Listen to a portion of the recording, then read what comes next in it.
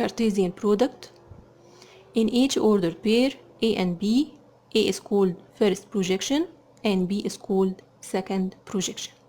أخدنا قبل كده يعني ايه ordered pair.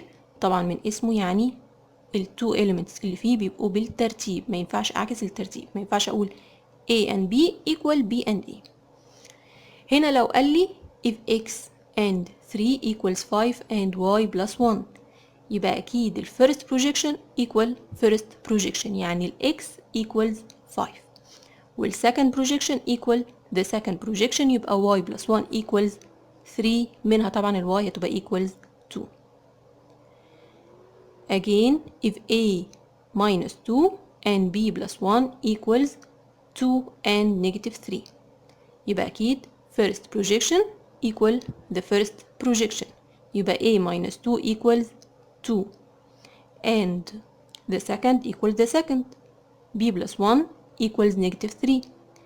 From the first equation A minus 2 equals 2، منها تبقى ال A equals 2 plus 2 يعني equals 4. From the second equation B plus 1 equals negative 3، منها ال B هتبقى equals negative 3 minus 1 يعني equals negative 4. السنة دي بقى هناخد ايه؟ if X equals the set of A and B, Y equals the set 1, 2 and 3, find X product Y. العلامة بتاعت المالتيبليكيشن العادية X product Y بالترتيب ده. يبقى نكتب بقى X product Y معناها ايه؟ معناها the set A and B product the set 1, 2 and 3. الخطوة دي مهمة لازم نكتبها عشان ما نلخبطش. طيب كتبت ال two sets بس. The first set اللي هي ال X عبارة عن two elements A and B. أنا هاخد ال first element اللي هو ال A هعمله مرة product ال 1 مرة product 2 مرة product 3، يعني مرة هعمله multiply 1 ومرة multiply 2 مرة multiply 3. أوكي؟ يبقى A product 1 هتديني ال ordered pair A and 1. A product 2 هتديني ال ordered pair A and 2. A product 3 هتديني the ordered pair A and 3. اوكي خلصنا ايه؟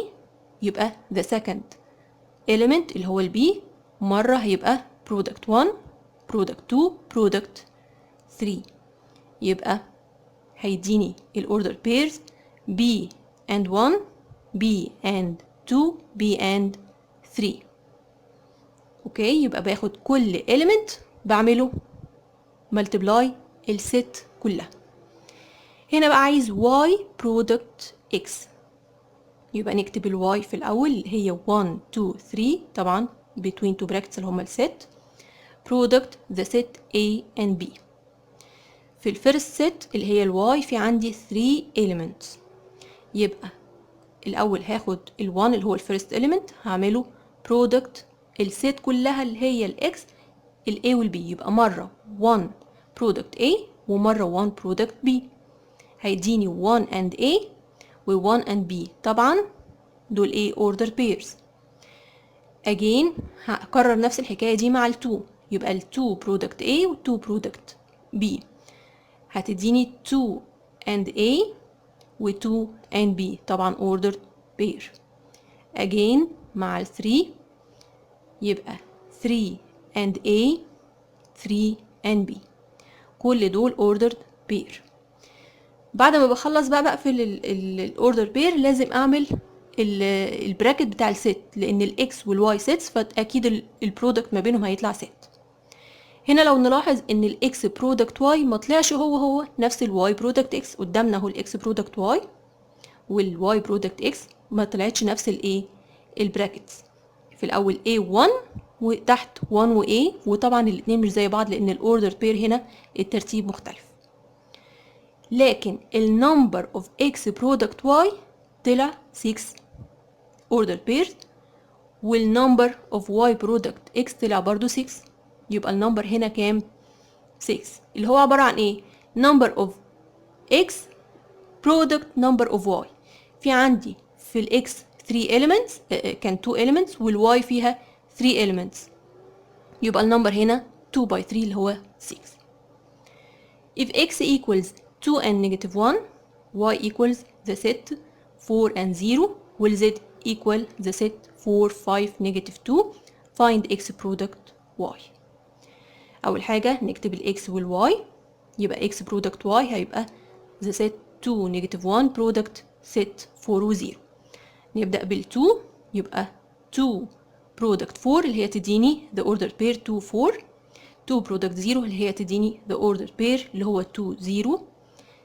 then negative 1، مرة هنعمل negative 1 product 4 ومرة negative 1 product ال 0، يبقى negative 1 و 4 ده ال first order pair و negative 1 و 0 ده second order pair.